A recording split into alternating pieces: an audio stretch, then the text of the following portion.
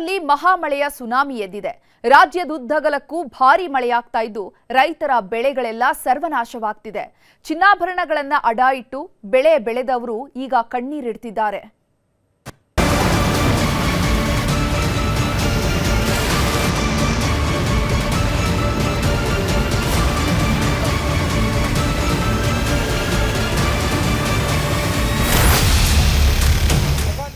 ಮುಂಗಾರು ಮಳೆಯ ಹೊಡೆತಕ್ಕೆ ಇಡೀ ಕರುನಾಡೆ ಮುಳುಗೇಳೋದಕ್ಕೆ ಶುರುವಾಗಿದೆ. ಇನ್ನೂ ಮಳೆಗಾಲವೇ ಆರಂಭವಾಗಿಲ್ಲ, ಅಷ್ಟರಲ್ಲೇ ಜನರ ಬದುಕು ನೀರಾಬಟ್ಟೆಯಾಗ್ತಿದೆ. ಮಳೆಯ ಹೊಡೆತಕ್ಕೆ ರೈತರು ಕಣ್ಣೀರಿಡೋದಕ್ಕೆ ಶುರುವಾಗಿದ್ದು ಬೇಸಿಗೆಯ ಮಳೆ ಸುನಾಮಿಯಂತೆ ಅಪ್ಪಳಿಸ್ತಿದೆ. ಹೀಗಾಗಿಯೇ ಊರೂರಲ್ಲೂ ಅವಾಂತರಗಳ ಸರಮಾಲೆ ಸೃಷ್ಟಿಯಾಗಿತ್ತು. ಬೆಂಗಳೂರಲ್ಲಂತೂ ಅಕ್ಷರಶಃ ನರಕ ಸೃಷ್ಟಿಯಾಗಿದೆ. ನಿನ್ನೆ 1 ಗಂಟೆಗಳ ಕಾಲ ಸುರಿದ ಮಳೆ ಬೆಂಗಳೂರು ಜನರನ್ನ ಬೆಚ್ಚಿ ಬೀಳಿಸಿದೆ. ನಿಲ್ಲದ ಪೂರ್ವ ಮುಂಗಾರು ಪ್ರವಾಹ. ಬೇಸಿಗೆ ಮಳೆ ವರ್ಷದ ಊಟಕ್ಕೂ ಕಂಟಕ ತರೋ ಕೆಲಸ ಮಾಡ್ತಿದೆ. ದಾವಣಗೆರೆಯಲ್ಲಿ ಸುರಿದ ಮಳೆ ರೈತರ ಬದುಕನ್ನ ಬೀದಿಗೆ ತಂದು ನಿಲ್ಲಿಸಿದೆ. ಇನ್ನೇನು ಕಟಾವು ಮಾಡಬೇಕು ಅನ್ನೋ ಹೊತ್ತಲ್ಲಿ ಅಪ್ಪಳಿಸಿದ ಆಲಿಕಲ್ಲು ಮಳೆ ಇಡೀ ಭತ್ತದ ಬೆಳೆಯನ್ನೇ ಸರ್ವನಾಶ ಮಾಡಿದೆ. ದಾವಣಗೆರೆ ತಾಲೂಕಿನ ಮಾಗಾನಹಳ್ಳಿ, ಅಮೃತನಗರ, ಕಡ್ಲೇಬಾಳ್, ಅರಸಾಪು ಸೇರಿದಂತೆ ಬಹುತೇಕ ಗ್ರಾಮಗಳಲ್ಲಿ 100 ಎಕರೆ ಭತ್ತದ ಬೆಳೆ ನೆಲಸಮವಾಗಿದ್ದು ಅನ್ನದಾತರು ಕಂಗಾಲಾಗಿದ್ದಾರೆ. ನಿರಂತರ ಮಳೆಗೆ ದಾವಣಗೆರೆ ಜನ ಅಕ್ಷರಶಃ ತತ್ತರಿಸಿ ಹೋಗಿದ್ದಾರೆ. ಮಹಾಮಳೆ ಆರ್ಭಟಕ್ಕೆ ನಗರದ ಶಂಕರ್ ವಿಹಾರ ಬಡಾವಣೆಯಲ್ಲಿ ಮೊಳಕಾಲುದ್ದ ನೀರು ನಿಂತು ಜನಜೀವನವೇ ಅಸ್ತವ್ಯಸ್ತವಾಗಿದೆ. ಚರಂಡಿ ವ್ಯವಸ್ಥೆ ಸರಿಯಿಲ್ಲದ ಕಾರಣ ಮಳೆ ನೀರೆಲ್ಲ ರಸ್ತೆ ಮೇಲೆ ನಿಂತಿದ್ದು ವಾಹನಗಳು ಮುಳುಗಿ ಹೋಗ್ತಿವೆ. ಮಹಾಮಳೆ ಬಂದ್ರೆ ಆಗುವ ಅನಾಹುತಗಳು ಒಂದೆರಡಲ್ಲ ಬಿಡಿ. ಯಾದಗಿರಿಯ ತುಮಕೂರು ಗ್ರಾಮದಲ್ಲಿ ಬಿರುಗಾಳಿ ಮಳೆ ಜನರನ್ನ ಕಂಗೆಡಿಸಿದೆ. ಬೃಹತ್ ಗಾತ್ರದ ಮರವೊಂದು ಧರೆಗುರುಳಿದ್ದು ಹಲವಾರು ಬೈಕ್ಗಳು ಜಖಂಗೊಂಡಿವೆ. ಇನ್ನೊಂದೆಡೆ ಮನೆಯ ಮೇಲ್ಛಾವಣಿಗೆ ಹಾಕಿದ್ದ ಶೀಟ್ಗಳೆಲ್ಲ ಹಾರಿ ಹೋಗಿದ್ದು ಮನೆ ಮಂದಿ ಪ್ರಾಣಾಪಾಯದಿಂದ ಪಾರಾಗಿದ್ದಾರೆ. ಚಾಮರಾಜನಗರದಲ್ಲೂ ವರುಣದೇವ ಅಬ್ಬರಿಸಿ ಬೊಬ್ಬಿರ್ತಿದ್ದಾನೆ. ಅಮ್ಮನಪುರ ಗ್ರಾಮದಲ್ಲಿ ಧಾರಾಕಾರ ಮಳೆಯಾಗಿದ್ದು ಬಾಳೆ ಬೆಳೆ ಬೆಳೆದಿದ್ದ ರೈತ ಕಣ್ಣೀರು ಹಾಕ್ತಿದ್ದಾರೆ. ಸುಮಾರು 1000ಕ್ಕೂ ಹೆಚ್ಚು ಬಾಳೆಗಿಡ ನೆಲಕಚ್ಚಿ ಹೋಗಿದ್ದು 3 ಲಕ್ಷಕ್ಕೂ ಹೆಚ್ಚು ನಷ್ಟವಾಗಿದೆಯಂತೆ. ಹೀಗಾಗಿ ಸೂಕ್ತ ಪರಿಹಾರ ನೀಡಬೇಕು ಅಂತ ರೈತರು ಸರ್ಕಾರದತ್ತ ಕೈ ಚಾಚಿದ್ದಾರೆ. ನಿನ್ನೆ ಬಿದ್ದ ಮಳೆ ಚಾಮರಾಜನಗರ ಜಿಲ್ಲೆಯ ಜನರನ್ನ ಅಲ್ಲೋಲ ಕಲ್ಲೋಲ ಮಾಡಿದೆ. ಆದ್ರೆ ಜಿಲ್ಲಾ ಉಸ್ತುವಾರಿ ಸಚಿವ ಕೆ ವೆಂಕಟೇಶ್ಗೆ ಈ ಬಗ್ಗೆ ಏನೂ ಗೊತ್ತಿಲ್ವಂತೆ. ಕೋಟ್ಯಾಂತರ ರೂಪಾಯಿ ಮೌಲ್ಯದ ಬಾಳೆ ನೆಲಕಚ್ಚಿ ರೈತರು ಕಣ್ಣೀರಿಡ್ತಿದ್ರು ಬೆಳೆ ಹಾನಿಯಾಗುವಂತಹ ಮಳೆಯಾಗಿದೆಯಾ ಅಂತ ಉಡಾಫೆಯ ಪ್ರಶ್ನೆ ಮಾಡ್ತಿದ್ದಾರೆ. ಸಾಕಷ್ಟು ಹಾನಿಗಳಾಗಿದೆ ಸರ್. ಅಧಿಕಾರಿಗಳು ಯಾರು ಭೇಟಿ ಕೊಡ್ತಿಲ್ಲ, ಸರಿಯಾಗಿ ಪರಿಶೀಲನೆ ಮಳೆ ಬೆಳೆ ಹಾನಾಗುವಂತ ಮಳೆ ಆಗಿದೆ. ಬಾಳೆ ಸಿಕ್ಕಾಪಟ್ಟೆ ಲಾಸ್ ಆಗಿದೆ ಸರ್. ಬಾಳೆ ಸಿಕ್ಕಾಪಟ್ಟೆ ಲಾಸ್ ಆಗಿದೆ. ಕೋಟ್ಯಾಂತರ ರೂಪಾಯಿ ಮೌಲ್ಯದ ನಾಶ ಆಗಿದೆ. ನಾನು ಕೇಳ್ತೀನಿ, ಅವ್ರು ಕಳ್ಸಿಕೊಂಡ್ರೆ ಸರ್ಕಾರದ ಮಟ್ಟದಲ್ಲಿ ಕೊಡ್ಸೋಣ. ಬಿಟ್ಟು ಬಿಡದೆ ಸುರಿದ ಮಳೆಗೆ ಕೋಲಾರದ ಕೀಲಗಾಣಿ ಗ್ರಾಮದಲ್ಲಿ ಅವಾಂತರದ ಸರಮಾಲೆಯೇ ಸೃಷ್ಟಿಯಾಗಿದೆ. ಗಾಳಿ ಮಳೆಗೆ ಏಲಕ್ಕಿ ಬಾಳೆ ಬೆಳೆ ನೆಲಕಚ್ಚಿದೆ. ಸುಮಾರು 2 ರಿಂದ 3 ಲಕ್ಷ ಬಂಡವಾಳ ಹಾಕಿದ್ದ ರೈತರು ಇದೀಗ ಕಣ್ಣೀರಿಡುವ ಪರಿಸ್ಥಿತಿ ನಿರ್ಮಾಣವಾಗಿದೆ. ಕೋಲಾರ ಜಿಲ್ಲೆಯ ರೈತರಿಗೆ ಬೇಸಿಗೆ ಮಳೆ ಶಾಪವಾಗಿ ಪರಿಣಮಿಸಿದೆ. ಮಾಲೂರು ತಾಲೂಕಿನ ಕುಪ್ಪೂರು ಗ್ರಾಮದಲ್ಲಿ ಪಾಲಿ ಹೌಸಲ್ಲಿ ಬೆಳೆದಿದ್ದ ಕ್ಯಾಪ್ಸಿಕಂ ಬೆಳೆ ಸರ್ವನಾಶವಾಗಿದೆ. ಸುಮಾರು 25 ಲಕ್ಷ ವೆಚ್ಚದಲ್ಲಿ ರೈತ ಮಂಜುನಾಥ್ ಪಾಲಿ ಹೌಸ್ ನಿರ್ಮಾಣ ಮಾಡಿದ್ರು.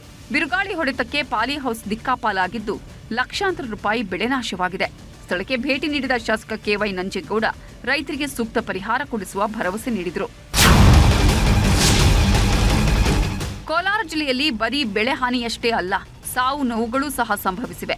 ಮಾಲೂರು ತಾಲೂಕಿನ ಹಸಾಂಡಹಳ್ಳಿಯಲ್ಲಿ ಕುರಿ ಶೆಡ್ ಮೇಲೆ ಮರ ಬಿದ್ದಿದ್ದು ಅಲ್ಲೇ ಇದ್ದ ರೈತನೊಬ್ಬ ಸಾವನ್ನಪ್ಪಿದ್ದಾನೆ. ಸ್ಥಳಕ್ಕೆ ಭೇಟಿ ನೀಡಿದ ಶಾಸಕ ಕೆ.ವೈ. ನಂಜೇಗೌಡ ಮೃತರ ಕುಟುಂಬಕ್ಕೆ ಸಾಂತ್ವನ ಹೇಳಿದರು.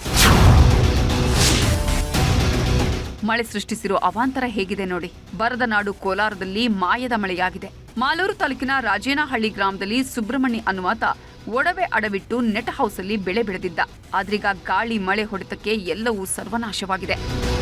ಎಲ್ಲ ಸಾಲನೇ ಮಾಡಿರೋದು. ಏನೋ ಒಡವೆ ಇತ್ತು, ಸ್ವಲ್ಪ ಬ್ಯಾಂಕಲ್ಲಿ ಅಡ ಇಟ್ಟು ಸ್ವಲ್ಪ ಸಾಲ ಮಾಡಿ ಥರ ಮಾಡಿದ್ದೀವಿ ಸರ್. ಸಾಲ ಮಾಡಿ 1 ಎಕರೆ ಟೊಮೊಟೊ, 1 ಎಕರೆ ಬೀನ್ಸು ನೆಟ್ ಹೌಸಲ್ಲಿ ಸಾಲ ಮಾಡಿ ಬಡ್ಡಿಗೆ ತಂದು ಮಾಡಿ ಈ ಥರ ಒಂದೇ 10 ನಿಮಿಷದಲ್ಲಿ ಮಳೆ ಬಿರುಗಾಳಿ ಬಂದು ಎಲ್ಲ ನೆಲಸಮ ಆಗಿಬಿಟ್ಟೈತೆ. ನಮಗೆ ಏನಾದರೂ ಪರಿಹಾರ ಮಾಡಿ ಕೊಡಬೇಕಾಗಿ ನಿಮ್ಮಲ್ಲಿ ಕೇಳ್ಕೊಳ್ತಾ ಇದ್ದೀವಿ. ಈ ಬಾರಿಯ ಮಳೆ ಬಾಳೆ ಬೆಳೆಗಾರರ ಬದುಕನ್ನ ಛಿದ್ರ ಮಾಡ್ತಿದೆ. ಜೋರು ಮಳೆಗೆ ಬಾಳೆ ಬೆಳೆಯೆಲ್ಲ ನೆಲ ನೋಡ್ತಿವೆ. ಚಿಕ್ಕಬಳ್ಳಾಪುರದ ಗೌರಿಬಿದನೂರು ತಾಲೂಕಿನ ಚೀಲಮ್ಮನಹಳ್ಳಿ ಸುತ್ತಮುತ್ತ ಆಲಿಕಲ್ಲು ಮಳೆಗೆ ಬಾಳೆ ತೋಟ ಸಂಪೂರ್ಣ ಮಣ್ಣು ಪಾಲಾಗಿದೆ. ನಾವು 2 ಎಕರೆಯಲ್ಲಿ ಬಾಳೆ ಹಾಕಿದ್ವಿ. ಸಾಲ ಮಾಡಿ ಒಂದು 10 ಲಕ್ಷ ಸಾಲ ಮಾಡಿ ಬೆಳೆ ಹಾಕಿದ್ವಿ. ರಾತ್ರಿ ಬಿದ್ದಿದ್ದು ಮಳೆ ಗಾಳಿಗೆ ಆಲಿಕಲ್ಲು ಬಿದ್ದು ನಮ್ಮ ಬೆಳೆ ಎಲ್ಲ ನಾಶ ಆಗಿದೆ. ಕೈಗೆ ಬಂದ್ರೆ ತುತ್ತು ಬಾಯಿಗೆ ಬಂದಂಗೆ ಆಗ್ಬಿಟ್ಟೈತೆ. ಸರ್ಕಾರ ಎಚ್ಚೆತ್ಕೊಂಡು ನಮ್ಗೇನು ನಷ್ಟ ಪರಿಹಾರ ಕೊಡ್ಸೋಕ್ಕೆ ನಾವು ಮನವಿ ಮಾಡ್ತಾ ಇದ್ವಿ. ಚಿತ್ರದುರ್ಗದಲ್ಲೂ ವರುಣದೇವ ಅಬ್ಬರಿಸುತ್ತಿದ್ದಾನೆ. ಮಹಾಮಳೆ ರೌದ್ರ ನರ್ತನಕ್ಕೆ ನಾಯಕನಕಟ್ಟಿ ಪೊಲೀಸ್ ಠಾಣೆಗೆ ಜಲ ದಿಗ್ಬಂಧನ ಹಾಕಲಾಗಿತ್ತು. ಜೋರು ಮಳೆಯಿಂದ ಠಾಣೆ ಒಳಗೆ ನೀರು ನುಗ್ಗಿದ್ದು ಪೊಲೀಸ್ ಸಿಬ್ಬಂದಿ ನೀರು ಹೊರಹಾಕಲು ಪರದಾಡಿದ್ರು. ಇದೇನ್ ಶಾಲೆ ಆವರಣವೋ ಅಥವಾ ಕೆರೆನೋ ಒಂದು ಗೊತ್ತಾಗ್ತಿಲ್ಲ. ಚಿತ್ರದುರ್ಗದ ಓಬಣ್ಣನಹಳ್ಳಿ ಗ್ರಾಮದ ಸರ್ಕಾರಿ ಹಿರಿಯ ಪ್ರಾಥಮಿಕ ಶಾಲೆ ಕೆರೆಯಂತಾಗಿದೆ. ಎಲ್ಲಾ ಕಡೆ ನೀರು ನಿಂತಿದ್ದು ಶಾಲೆ ಒಳಗೆ ಹೋಗೋದಿಕ್ಕೂ ಆಗದೆ ವಿದ್ಯಾರ್ಥಿಗಳು ಪರದಾಡಿದ್ದಾರೆ. ಬೆಂಗಳೂರಲ್ಲಿ ಬೇಸಿಗೆ ಮಳೆಯ ಅಲ್ಲೋಲ ಕಲ್ಲೋಲ. ಸಿಲಿಕಾನ್ ಸಿಟಿ ಬೆಂಗಳೂರಲ್ಲಿ ಸಣ್ಣ ಮಳೆಯಾದ್ರೇನೆ ದೊಡ್ಡ ಅನಾಹುತಗಳು ಸೃಷ್ಟಿಯಾಗುತ್ತೆ. ಅಂಥದ್ರಲ್ಲಿ ಬಿರುಗಾಳಿ ಮಳೆಯಾದ್ರೆ ಊಹಿಸಿಕೊಳ್ಳೋದಕ್ಕೂ ಕಷ್ಟ. ನಿನ್ನೆಯೂ ಇಂತಹದ್ದೇ ಮಳೆ ಸುರಿದಿದೆ. 1 ಗಂಟೆಗೂ ಹೆಚ್ಚು ಕಾಲ ಸುರಿದ ಮಳೆ ಬೆಂಗಳೂರು ಜನರನ್ನ ತೊಯ್ದು ತೊಪ್ಪೆ ಮಾಡಿದೆ. ಬೆಂಗಳೂರಲ್ಲಿ ಮಳೆ ಶುರುವಾದ್ರೆ ಮರಗಳದ್ದೇ ಆತಂಕ. ಯಾವ ಮರ ಬೀಳುತ್ತೋ, ಯಾರ ಮೇಲೆ ಉರುಳಿ ಬೀಳುತ್ತೋ ಅನ್ನುವ ಆತಂಕ ಕಾಡ್ತಾ ಇರುತ್ತೆ. ನಿನ್ನೆ ಸುರಿದ ಮಳೆಗೆ ಹಾದಿ ಬೀದಿಯಲ್ಲೂ ಮರಗಳು ಉರುಳಿ ಬಿದ್ದಿದ್ವು. ವಿಜಯನಗರದಲ್ಲಿ ಉರುಳಿದ ಮರವೊಂದು ದೊಡ್ಡ ಅನಾಹುತವನ್ನೇ ಸೃಷ್ಟಿಸಿದೆ. ಬೈಕ್ ಸವಾರನ ಮೇಲೆ ಮರ ಬಿದ್ದ ಪರಿಣಾಮ ಆತನ ತೊಡೆ ಭಾಗವೇ ಕಟ್ಟಾಗಿದೆ. ನಿನ್ನೆ ಸುರಿದಂತ ಧಾರಾಕಾರ ಮಳೆಗೆ ನಗರದ ಹಲವು ಏರಿಯಾಗಳಲ್ಲಿ ಸಾಕಷ್ಟು ರೀತಿಯಾದಂತ ಮಳೆ ಅವಾಂತರ ಆಗಿದೆ. ಅದರಲ್ಲೂ ಕೂಡ ಬಿರುಗಾಳಿ ಸಹಿತ ಮಳೆಗೆ ರಸ್ತೆ ಬದಿಯಲ್ಲಿ ಇದ್ದಂತ ಗಿಡ ಮರಗಳೆಲ್ಲವೂ ಕೂಡ ಬಿದ್ದಿದ್ದಾವೆ. ಅದೃಷ್ಟವಶಾತ್ ನಿನ್ನೆ ಜೀವ ಹೋಗಬೇಕಾಗಿತ್ತು. 2 ಜೀವಿಗಳು ಪ್ರಾಣಾಪಾಯದಿಂದ ಪಾರಾಗಿದ್ರು. ಒಬ್ಬರ ಕಾಲ್ ಮಾತ್ರ ಫ್ರಾಕ್ಚರ್ ಆಗಿರೋದು ಈಗ ಪ್ರೈವೇಟ್ ಹಾಸ್ಪಿಟಲ್ ಅಲ್ಲಿ ಕೂಡ ದಾಖಲಾಗಿದ್ದಾರೆ. ಡ್ಯೂಟಿ ಮುಗಿಸ್ಕೊಂಡು ಬರ್ತಾ ಇದ್ದ ಮಗ, ಸುಮಾರು ಸಂಜೆ 7-7:30 ಇರ್ಬೋದು. ಬರ್ತಾ ಇರ್ಬೇಕಂದ್ರೆ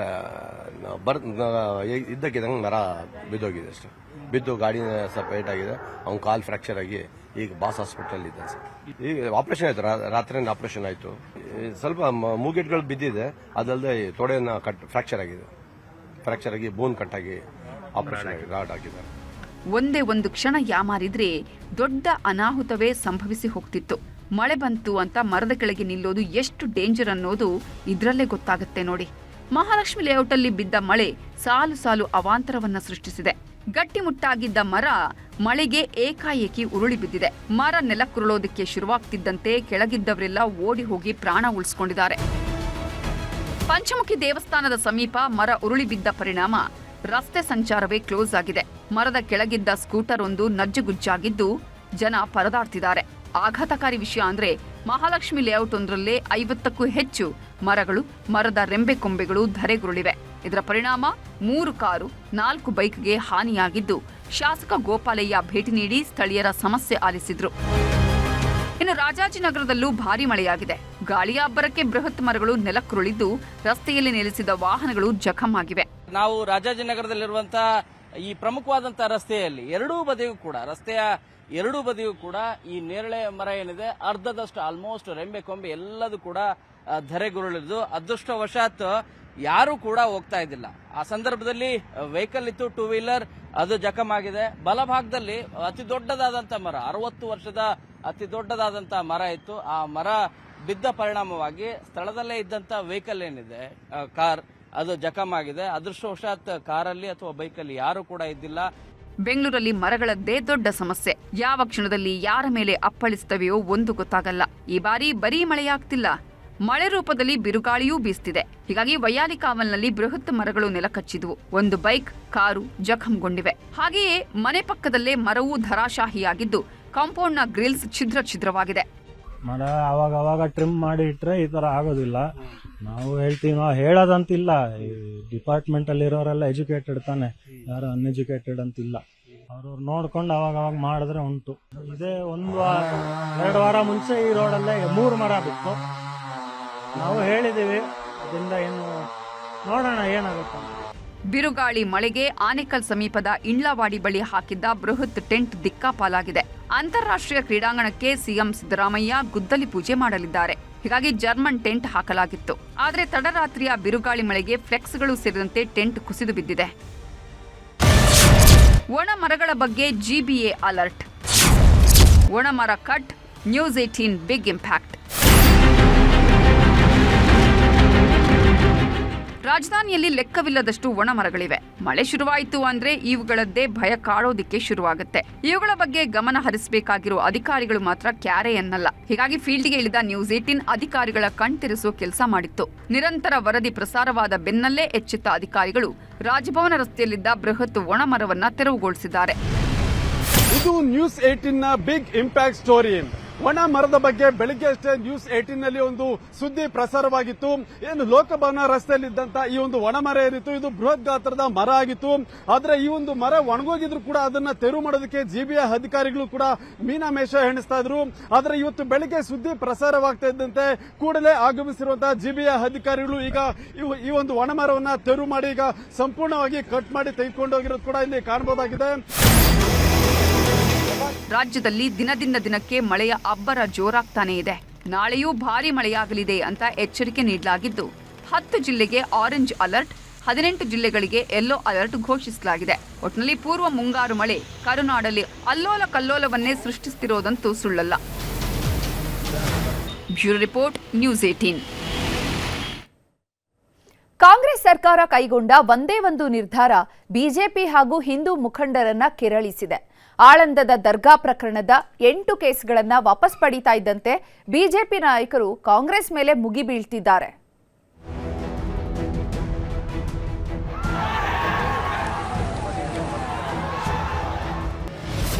ಆಳಂದದ ಲಾಡ್ಲೆ ಮೊಶಾಕ್ ದರ್ಗಾ ಕೇಸ್ನ ಕ್ರಿಮಿನಲ್ ಕೇಸ್ ವಾಪಸ್. ಲಾಡ್ಲೆ ಮೊಶಾಕ್ ದರ್ಗಾ ಪ್ರಕರಣ ಸಂಬಂಧ 8 ಕೇಸ್ಗಳು ವಾಪಸ್. ವಿವಾದಕ್ಕೆ ಎಡೆಮಾಡಿಕೊಟ್ಟ ಸಂಪುಟದ ಮತ್ತೊಂದು ನಿರ್ಧಾರ. ಸರ್ಕಾರವನ್ನು ಇಕ್ಕಟ್ಟಿಗೆ ಸಿಲುಕಿಸುವ ವಿವಾದಾತ್ಮಕ ನಿರ್ಧಾರವು ಆ 52 ಕ್ರಿಮಿನಲ್ ಮೊಕದ್ದಮೆಗಳಲ್ಲಿ ಒಂದಾಗಿದೆ. 2022ರ ಮಾರ್ಚ್ನಲ್ಲಿ ಕಲಬುರಗಿ ಜಿಲ್ಲೆ ಆಳಂದದ ಲಾಡ್ಲೆ ಮೊಶಾಕ್ ದರ್ಗಾ ಕ್ರಿಮಿನಲ್ ಕೇಸನ್ನು ಸರ್ಕಾರ ವಾಪಸ್ ಪಡೆದಿದೆ. ಕೇಸ್ ದಾಖಲಾದ ಕೇವಲ 4 ವರ್ಷಗಳಲ್ಲಿ ಆದ ಈ ನಿರ್ಧಾರ ಸಹಜವಾಗೇ ಪ್ರತಿಪಕ್ಷಗಳಿಗೆ ಆಹಾರವಾಗಿದೆ. ಮುಸ್ಲಿಮರ ಮೇಲಿನ ಕೇಸ್ ವಾಪಸ್ ಯಾಕೆ ಎಂಬ ಪ್ರಶ್ನೆಗೆ ಕಾನೂನಿನಂತೆಯೇ ಕ್ರಮ ಆಗಿದೆ ಅಂತಿದೆ ಸರ್ಕಾರ. ಇದರಿಂದ ಸಮಾಜಕ್ಕೆ ಏನ್ ಸಂದೇಶ ಹೋಗುತ್ತೆ ಅಂದ್ರೆ ಶಾಂತಿ ಸ್ಥಾಪನೆಯೇ ಸರ್ಕಾರದ ಉದ್ದೇಶ ಅಂತಿದೆ. ಕೇಸ್ ವಾಪಸ್ ಪಡೆಯೋದ್ರ ಹಿಂದೆ ಓಲೈಕೆ ತುಷ್ಟೀಕರಣ ಇದೆ ಎಂಬ ಆರೋಪಕ್ಕೆ ಸಮಿತಿಯ ಶಿಫಾರಸನ್ನ ಜಾರಿ ಮಾಡಲಾಗಿದೆ ಅಂತಿದೆ ಸರ್ಕಾರ. ಕಾನೂನು ಸುವ್ಯವಸ್ಥೆ ಹಾಳಾಗೋದಿಲ್ವಾ ಅಂದ್ರೆ ಅಧಿಕಾರಕ್ಕೆ ಬಂದ 3 ವರ್ಷಗಳಿಂದ ಜನರು ನೆಮ್ಮದಿಯಾಗಿದ್ದಾರೆ ಅಂತಿದೆ ಸರ್ಕಾರ. ಮುಸ್ಲಿಮರ ಓಟಿಗಾಗಿ ನಿರ್ಧಾರ ಅಂದ್ರೆ ಅದು ಏಕಾಏಕಿ ತೆಗೆದುಕೊಂಡ ನಿರ್ಧಾರವಲ್ಲ ಅನ್ನೋದು ಸರ್ಕಾರದ ಸಮರ್ಥನೆಯಾಗಿದೆ. ಸರ್ಕಾರದ ಮೇಲೆ ಒತ್ತಡ ಹೇರಿದ್ದರಿಂದಲೇ ಕೇಸ್ ವಾಪಸ್ ಅಂತಿದೆ ಬಿಜೆಪಿ. ಅದಕ್ಕೆ ಟಕ್ಕರ್ ಕೊಟ್ಟಿರುವ ಕೈನಾಯಕರು ಬಿಜೆಪಿಯವರಿಗೆ ಮುಸ್ಲಿಂ ಪಾಕ್ ಅನ್ನೋದೇ ಕೆಲಸ ಅಂತ ತಿರುಗೇಟು ಕೊಟ್ಟಿದೆ. ಸರ್ಕಾರದ ಈ ನಿರ್ಧಾರದ ವಿರುದ್ಧ ಬೀದಿಗಿಳಿದು ಹೋರಾಟ ಮಾಡ್ತೇವೆ, 2028ಕ್ಕೆ ಅಧಿಕಾರಕ್ಕೆ ಬಂದಾಗ ರದ್ದು ಮಾಡ್ತೇವೆ ಅಂತಿದ್ದಾರೆ ಬಿಜೆಪಿ ನಾಯಕರು. ಸಮಾಜದ ಸ್ವಾಸ್ಥ್ಯವೇ ನಮಗೆ ಮುಖ್ಯ ಅಂತಿದೆ ಸರ್ಕಾರ. ಇಂಥ ನಿರ್ಧಾರಗಳಿಂದ ಅರಾಜಕತೆ ಸೃಷ್ಟಿಗೆ ನಾಂದಿ ಎಂಬ ಆರೋಪ ತಳ್ಳಿ ಹಾಕಿರುವ ಸರ್ಕಾರ ಹಿಂದೂ ನಾಯಕರ ಕೇಸ್ ಕೂಡ ವಾಪಸ್ ಆಗಿದೆ ಎಂದಿದೆ. ಎಲ್ಲ ಒಂದು ಕಡೆ ಮುಸಲ್ಮಾನ್ ವೋಟ್ ಬ್ಯಾಂಕ್ ದೂರ ಆಗ್ತಾ ಇದೆ ಅಂತೇಳಿ ಸರ್ಕಾರಕ್ಕೆ ಅನ್ನಿಸ್ತಾ ಇದೆ. ಆ ಕಾರಣಕ್ಕೆ ಈ ಎಲ್ಲ ಪ್ರಕ್ರಿಯೆಗಳನ್ನು ಇವತ್ತು ಸರ್ಕಾರ ಮಾಡ್ತಾ ಇದ್ದಾರೆ. SIRನ ಬಗ್ಗೆಯೂ ಕೂಡ ಸರ್ಕಾರ ಯಾಕೆ ಇವತ್ತು ತಕರಾರು ತೆಗಿತಾ ಇದೆ ಅಂತ ಕೇಳಿದರೆ, ಭಾರತೀಯರು ಕಾಂಗ್ರೆಸ್ಸಿನಿಂದ ದೂರ ಆಗ್ಬಿಟ್ಟಿದ್ದಾರೆ ಅಂತ ಅನ್ಸಕ್ಕೆ ಶುರುವಾಗಿದೆ. ಯಾವಾಗಲೂ ಈ ಥರ ಮಾಡಿದಾಗ ಅದನ್ನೊಂದು ಹೇಳಿಬಿಡ್ತಾರೆ ಅವರು. ಮುಸ್ಲಿಂ ಪಾಕಿಸ್ತಾನ ಅಂದರೆ ಜನ ನೇರವಾಗಿ ಅಟ್ರಾಕ್ಟ್ ಆಗ್ತಾರೆ. ಹೀಗಾಗಿ ಅದು ಸ್ಟ್ಯಾಂಡರ್ಡು ಅಲಿಗೇಷನ್. ಇಷ್ಟೆಲ್ಲ ರಾಜಕೀಯ ರಂಪಾಟಕ್ಕೆ ಕಾರಣವಾಗಿರೋದು 2022ರ ಲಾಡ್ಲೆ ಲಡಾಯಿ. ಕಲಬುರಗಿ ಜಿಲ್ಲೆ ಆಳಂದದ ಲಾಡ್ಲೆ ಮೊಶಾಕ್ ದರ್ಗಾದಲ್ಲಿ ರಾಘವ ಚೈತನ್ಯ ಶಿವಲಿಂಗವಿದೆ. ಆ ಶಿವಲಿಂಗಕ್ಕೆ ಅಪಮಾನ ಮಾಡಿದ್ದಾರೆ ಎಂಬ ಆರೋಪದಡಿ ಹೋರಾಟ ಶುರುವಾಗಿತ್ತು. ಶಿವಲಿಂಗ ಶುದ್ಧೀಕರಣ ಮಾಡಿ ಪೂಜೆ ಮಾಡಲು 2022ರ ಮಾರ್ಚ್ 1ರಂದು ಹಿಂದೂಪರ ಸಂಘಟನೆಗಳು ಮುಂದಾಗಿದ್ದವು. ಮುಂಜಾಗ್ರತಾ ಕ್ರಮವಾಗಿ ನಿಷೇಧಾಜ್ಞೆ ಹೇರಿದ್ದರೂ ಕೂಡ ಪ್ರಮೋದ್ ಮುತಾಲಿಕ್, ಚೈತ್ರಾ ಕುಂದಾಪುರ, ಸಿದ್ಧಲಿಂಗ ಸ್ವಾಮೀಜಿ ನೇತೃತ್ವದಲ್ಲಿ ಪ್ರತಿಭಟನೆ ನಡೆದಿತ್ತು. ಪೂಜೆಗೆ ತೆರಳುತ್ತಿದ್ದಾಗ ಮುಸ್ಲಿಂ ಯುವಕರಿಂದ ಕಲ್ಲು ತೂರಾಟವಾಗಿತ್ತು. ಸರ್ಕಾರಿ ವಾಹನಗಳ ಮೇಲೂ ಕಿಡಿಗೇಡಿಗಳು ಕಲ್ಲು ತೂರಿದ್ದರು. ಈ ವೇಳೆ ಬಿಜೆಪಿ ನಾಯಕರಾದ ಸುಭಾಷ್ ಗುತ್ತೇದಾರ್, ಭಗವಂತ್ ಖೂಬಾ ಮೇಲೂ ಕಲ್ಲು ತೂರಲಾಗಿತ್ತು. ದೊಂಬಿ ಮಾಡಿದ್ದ ಮುಸ್ಲಿಂ ಯುವಕರ ಮೇಲೂ ಕ್ರಿಮಿನಲ್ ಕೇಸ್ ಹಾಕಿ ಆಳಂದ ಠಾಣೆಯಲ್ಲಿ ಪ್ರತ್ಯೇಕ 8 ಕೇಸ್ ದಾಖಲು ಮಾಡಲಾಗಿತ್ತು. ಕೇಸ್ ದಾಖಲಾದ 4 ವರ್ಷಕ್ಕೆ ಕೇಸ್ ವಾಪಸ್ ಪಡೆಯುತ್ತಿರುವುದಕ್ಕೆ ಆಕ್ರೋಶ ವ್ಯಕ್ತವಾಗಿದೆ. ಸಂವಿಧಾನದ ಪಾಠ ಹೇಳುವಂತಹ ಪ್ರಿಯಾಂಕಾ ಖರ್ಗೆ ಉಸ್ತುವಾರಿ ಮಂತ್ರಿಯಾಗಿರುವಂತಹ ತವರಿನಲ್ಲಿ ಇಂತಹ ಗಲಭೆಕೋರರನ್ನ ಮುಕ್ತವಾಗಿ ಇವರು ಬಿಡ್ತಾ ಇದ್ದಾರೆ ಅಂದ್ರೆ ಕಾಂಗ್ರೆಸ್ ಗಲಭೆಕೋರರ ಪರ ನಿಂತ್ಕೊಂಡಿದೆ ಅನ್ನುವಂಥದ್ದು ಸ್ಪಷ್ಟವಾಗಿದೆ. ಗೂಂಡಾ ಮುಸ್ಲಿಮರ ಕೇಸನ್ನ ವಾಪಸ್ ತಗೊಳ್ಳುವಂತಹದ್ದು ಎಷ್ಟು ಮಟ್ಟಿಗೆ ಸರಿ? ಹಾಗಾದ್ರೆ ಪೊಲೀಸ್ ಇಲಾಖೆ ಯಾತಕ್ಕಿರೋದು? ಪೊಲೀಸರಿಗೆ ನಾಳೆ ಪೊಲೀಸರ ನೈತಿಕತೆಯನ್ನೇ ನೀವು ಹಾಳು ಮಾಡ್ತಾ ಇದ್ರಿ, ಅವರ ಆ ಧೈರ್ಯವನ್ನೇ ಹಾಳು ಮಾಡ್ತಾ ಇದ್ರಿ. ರಾಜ್ಯ ಸರ್ಕಾರದ ನಿರ್ಧಾರ ಇದೀಗ ಹಿಂದೂಪರ ಸಂಘಟನೆಗಳು ಬಿಜೆಪಿ ನಾಯಕರನ್ನ ಕೆರಳಿಸಿದೆ. ಕಲಬುರಗಿ ಭಾಗದಲ್ಲಿ ಹೋರಾಟದ ಎಚ್ಚರಿಕೆ ನೀಡಿದೆ. ಆದರೆ ಸರ್ಕಾರ ಮಾತ್ರ ತನ್ನ ನಿರ್ಧಾರವನ್ನ ಬಲವಾಗಿ ಸಮರ್ಥಿಸಿಕೊಳ್ಳುತ್ತಿದ್ದು ರಾಜಕೀಯ ಜಿದ್ದಾಜಿದ್ದಿ ಜೋರಾಗಿದೆ. Bureau report, news 18. Harihara Panchamasali ಮಠದ ಉಚ್ಚಾಟಿತ ಮಠಾಧಿಪತಿ ವಚನಾನಂದ ಸ್ವಾಮೀಜಿಗೆ ಸಂಕಷ್ಟ ಎದುರಾಗಿದೆ. ನಿರೀಕ್ಷಣಾ ಜಾಮೀನಿನ ಮೇಲೆ ಹೊರಗಿರುವಂತಹ ಶ್ರೀಗಳಿಗೆ ಎಲ್ಲಿ ಬಂಧನವಾಗ್ತೀನೋ ಅನ್ನುವಂತಹ ಭಯ ಕಾಡ್ತಿದೆ.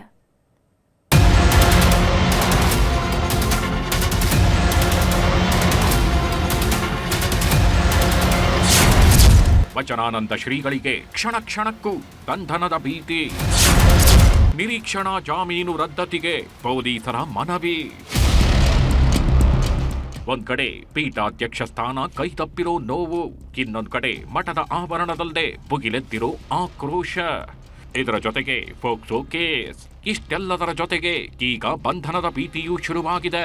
ಪೋಕ್ಸೋ ಕೇಸ್ನಲ್ಲಿ ವಚನಾನಂದ ಶ್ರೀಗಳು ಪಡೆದಿರೋ ಬೇಲ್ ರದ್ದು ಮಾಡುವಂತೆ ಪೊಲೀಸರು ಕೋರ್ಟ್ ಮುಂದೆ ಮನವಿ ಮಾಡಿದ್ದಾರೆ. ಹೀಗಾಗಿ ವಚನಾನಂದ ಶ್ರೀಗೆ ನಡುಕ ಶುರುವಾಗಿದ್ದು, ಎಲ್ಲಿ ಬೇಲ್ ರದ್ದಾಗುತ್ತೋ, ಯಾವ ಹೊತ್ತಲ್ಲಿ ಬಂದು ಅರೆಸ್ಟ್ ಮಾಡ್ತಾರೋ ಅನ್ನೋ ಆತಂಕದಲ್ಲದೆ ದಿನ ದೂಡುತ್ತಿದ್ದಾರೆ. ವಚನಾನಂದ ಶ್ರೀ ವಿರುದ್ಧ ದಾಖಲಾಗಿರುವ ಪೋಕ್ಸೋ ಕೇಸ್ ಉರುಳಾಗಿ ಕಾಡುವುದಕ್ಕೆ ಶುರುವಾಗಿದೆ. ಈ ಕೇಸ್ ಸದ್ದು ಮಾಡುವುದಕ್ಕೂ ಮೊದಲೇ ಶ್ರೀಗಳು ಕೋರ್ಟ್ ಮೊರೆ ಹೋಗಿದ್ರು. ತಮ್ಮ ವಿರುದ್ಧ ಷಡ್ಯಂತ್ರ ನಡೆಯುತ್ತಿದೆ ಅಂತ ಕೋರ್ಟ್ನಿಂದ ಆಂಟಿಸಿಪೇಟರಿ ಬೇಲ್ ಪಡೆದಿದ್ರು. ಹೀಗಾಗಿ ಈ ಕ್ಷಣದವರೆಗೂ ಹೊರಗಡೆ ಓಡಾಡಿಕೊಂಡಿದ್ದಾರೆ. ಆದ್ರೆ ಪೋಕ್ಸೋ ಕೇಸ್ ಹಿಂದೆ ಬಿದ್ದ ಹರಿಹರ ಪೊಲೀಸರು ಮಹತ್ವದ ಮಾಹಿತಿ ಕಲೆ ಹಾಕಿದ್ದಾರೆ. ಪ್ರಕರಣ ಸಂಬಂಧ ಜಿಲ್ಲಾ ಸೆಷನ್ ನ್ಯಾಯಾಲಯಕ್ಕೆ ಮುಚ್ಚಿದ ಲಕೋಟೆಯಲ್ಲಿ ಮಾಹಿತಿ ಸಲ್ಲಿಸಿದ್ದಾರೆ. ಅಲ್ಲದೆ ಶ್ರೀಗಳಿಗೆ ನೀಡಿರೋ ನಿರೀಕ್ಷಣಾ ಜಾಮೀನು ರದ್ದುಗೊಳಿಸುವಂತೆ ಮನವಿ ಮಾಡಿದ್ದಾರೆ. ಈ ಬಗ್ಗೆ ಪ್ರತಿಕ್ರಿಯಿಸಿದ ದಾವಣಗೆರೆ ಎಸ್ಪಿ ಎಚ್.ಟಿ. ಶೇಖರ್, ಮೇ 19ರಂದು ವಿಚಾರಣೆ ನಿಗದಿಯಾಗಿತ್ತು. ಆದ್ರೀಗ ಮೇ 27ಕ್ಕೆ ಮುಂದೂಡಿಕೆಯಾಗಿದೆ. ಹೀಗಾಗಿ ನ್ಯಾಯಾಲಯದಲ್ಲಿ ನಿರೀಕ್ಷಣಾ ಜಾಮೀನು ರದ್ದತಿಯ ವಿಚಾರಣೆ ಇತ್ಯರ್ಥವಾದ ಬಳಿಕ ಮುಂದಿನ ಕ್ರಮ ಕೈಗೊಳ್ತೀವಿ ಎಂದಿದ್ದಾರೆ. ಈ ಪ್ರಕರಣಕ್ಕೆ ಸಂಬಂಧಪಟ್ಟಂತೆ ಈಗಾಗಲೇ ಏನೋ ಅವರು ಬೇಲನ್ನು ಪಡೆದುಕೊಂಡಿದ್ದರು. ಆ ಬೇಲಿನ ಚಾಲೆಂಜ್ ಮಾಡಿ ನಾವು ಕೂಡ ಮಾನ್ಯ ನ್ಯಾಯಾಲಯದಲ್ಲಿ ಬೇಲನ್ನು ಚಾಲೆಂಜ್ ಮಾಡಿದೆವು. ಅದಕ್ಕೆ ನ್ಯಾಯಾಲಯ ಕೂಡ ವಿವಿಧ ದಿನಾಂಕಗಳ ಅಡಿಯಲ್ಲಿ ವಿಚಾರಣೆ ಇಟ್ಕೊಂಡಿದೆ. ವಿಚಾರಣೆ 19ನೇ ತಾರೀಕು ನಿಗದಿಯಾಗಿದ್ದು, ಈಗ 27 ಮೇಗೆ 2026ಕ್ಕೆ ನಿಗದಿಯಾಗಿದೆ. ಬೇಲ್ ಚಾಲೆಂಜಿಗೆ ಸಂಬಂಧಪಟ್ಟಂತೆ ನಾವು ಏನು ದಾಖಲಾತಿಗಳನ್ನು ಸಲ್ಲಿಸಬೇಕು, ಎಲ್ಲ ದಾಖಲಾತಿಗಳನ್ನು ಕಾನೂನು ಅಧಿಕಾರಿಗಳ ಎಲ್ಲ ಒಂದು ಅವರ ಒಪಿನಿಯನ್ನ ತೆಗೆದುಕೊಂಡು ನಾವು ಕೂಡ ಈ ಒಂದು ಬೇಲನ್ನು ಸೂಕ್ತ ನ್ಯಾಯಾಲಯದಲ್ಲಿ ಚಾಲೆಂಜ್ ಮಾಡಿದ್ದೇವೆ. ಪೊಲೀಸರ ನಡೆ ವಚನಾನಂದ ಶ್ರೀಗಳ ನಿದ್ದೆಗೆಡಿಸಿದೆ. ಒಂದು ವೇಳೆ ಕೋರ್ಟ್ ನಿರೀಕ್ಷಣಾ ಜಾಮೀನು ರದ್ದುಗೊಳಿಸಿದ್ರೆ ಬಂಧನವಾಗುವ ಸಾಧ್ಯತೆ ಹೆಚ್ಚಿದೆ. ಹೀಗಾಗಿ ನ್ಯಾಯಾಲಯದ ತೀರ್ಪು ಏನಾಗಿರುತ್ತೆ ಅನ್ನೋದೇ ಎಲ್ಲರ ಕುತೂಹಲ ಕೆರಳಿಸಿದೆ. ಸಂಜಯ್, ನ್ಯೂಸ್ 18 ದಾವಣಗೆರೆ. ಧರ್ಮಸ್ಥಳದ ಬುರುಡೆ ಕೇಸ್ ಮತ್ತೆ ರೋಚಕತೆ ಪಡೀತಾ ಇದೆ. ಬಂಗ್ಲಗುಡ್ಡೆ ಕಾಡಲ್ಲಿ ಜಾಲಾಡಿ ಹೋಗಿರುವ ಎಫ್ಎಸ್ಎಲ್ ಅಧಿಕಾರಿಗಳು ಮಹತ್ವದ ಮಾಹಿತಿ ಕಲೆ ಹಾಕಿದ್ದಾರೆ. ಇದರ ಬೆನ್ನಲ್ಲೇ ಬುರುಡೆ ಸುತ್ತ 10 ಕತೆಗಳು ಹುಟ್ಕೊಂಡಿವೆ.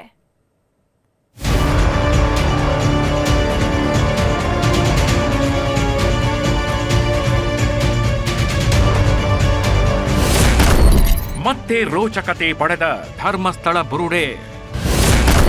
ಬಂಗ್ಲೆಗುಡ್ಡೆ ಕಾಡಲ್ಲೇ ಎಫ್ಎಸ್ಎಲ್ ತಜ್ಞರ ಆಪರೇಷನ್. ಧರ್ಮಸ್ಥಳದ ಬುರುಡೆ ರಹಸ್ಯ ಇಡೀ ದೇಶದಲ್ಲೇ ದೊಡ್ಡ ತಲ್ಲಣ ಸೃಷ್ಟಿಸಿತ್ತು. ನೇತ್ರಾವತಿ ನದಿ ತೀರದಲ್ಲಿ ಶುರುವಾದ ಆಪರೇಷನ್ ಬುರುಡೆ ಎಲ್ಲರನ್ನ ತುದಿಗಾಲಲ್ಲಿ ನಿಲ್ಲಿಸಿತು. ಗಾಳಿ ಮಳೆ ಬಿಸಿಲು ಲೆಕ್ಕಿಸದೆ ನಿರಂತರ ಶೋಧ ಕಾರ್ಯ ನಡೆಸಿದ್ರು. ಆದ್ರೆ ಸಿಕ್ಕಿತ್ತು ಮಾತ್ರ 3-4 ಮೂಳೆ ಪೀಸ್ಗಳು ಮಾತ್ರ. ಇಷ್ಟಾದ್ರೂ ಕೂಡ ಬುರುಡೆ ಪ್ರಕರಣಕ್ಕೆ ತೆರೆ ಬಿದ್ದಿರಲಿಲ್ಲ. ಇದೀಗ ಆಪರೇಷನ್ ಬುರುಡೆ ರೋಚಕ ಹಂತಕ್ಕೆ ಬಂದಿದ್ದು. ಬೆಂಗಳೂರಿನ ಎಫ್ಎಸ್ಎಲ್ ತಜ್ಞರು ಬಂಗ್ಲೆಗುಡ್ಡ ಕಾಡಲ್ಲಿ ಕಿಂಚಿಂಚು ಮಾಹಿತಿ ಕಲೆ ಹಾಕಿದ್ದಾರೆ.